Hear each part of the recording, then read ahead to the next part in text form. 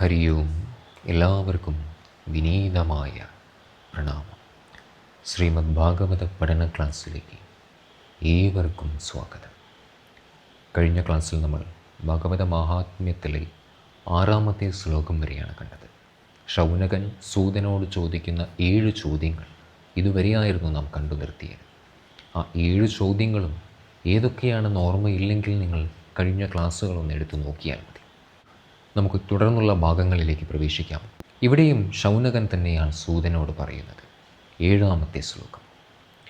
ചിന്താമണിർലോകസുഖം സുരദ്രു സൃംഗസമ്പദം പ്രയച്ഛതി ഗുരുപ്രീതോ വൈകുണ്ഠം യോഗി ദുർലഭം. ചിന്താമണിർലോകസുഖം സുരദ്രൗ സൃംഗസമ്പദം പ്രയച്ഛതി ഗുരുപ്രീതോ വൈകുണ്ഠം യോഗി ദുർലഭം.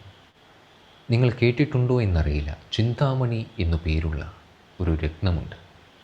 ഈ രത്നത്തിൻ്റെ പ്രകാശം മറ്റൊരു വസ്തുവിൽ, ശിലാദികളായ വസ്തുക്കളിൽ പതിച്ചാൽ ഇരുമ്പ്, ലോഹം, ഈയം തുടങ്ങിയ വസ്തുക്കൾ സ്വർണമായി തീരും.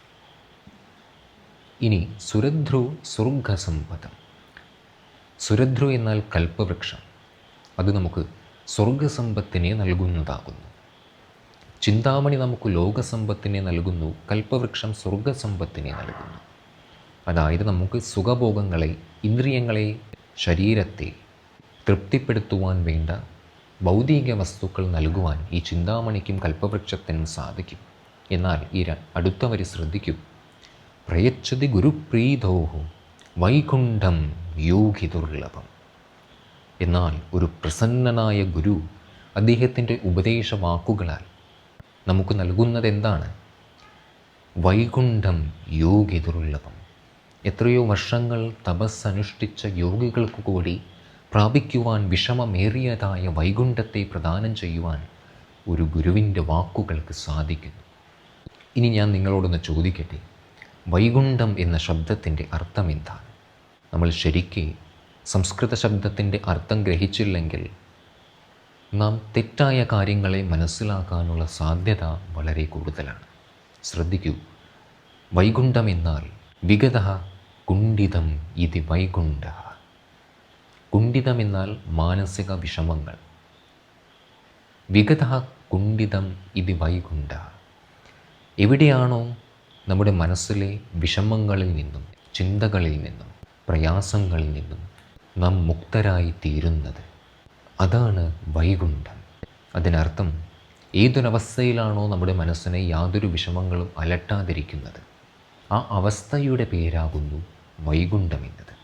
അല്ലാതെ അത് ഈ ഭൂമിയിലോ ഭൂമിക്ക് മുകളിലെ ആകാശത്തിലോ ഉള്ള സ്ഥാനമല്ല വൈകുണ്ഠം. ഇതൊരു മാനസികാവസ്ഥയാണ്.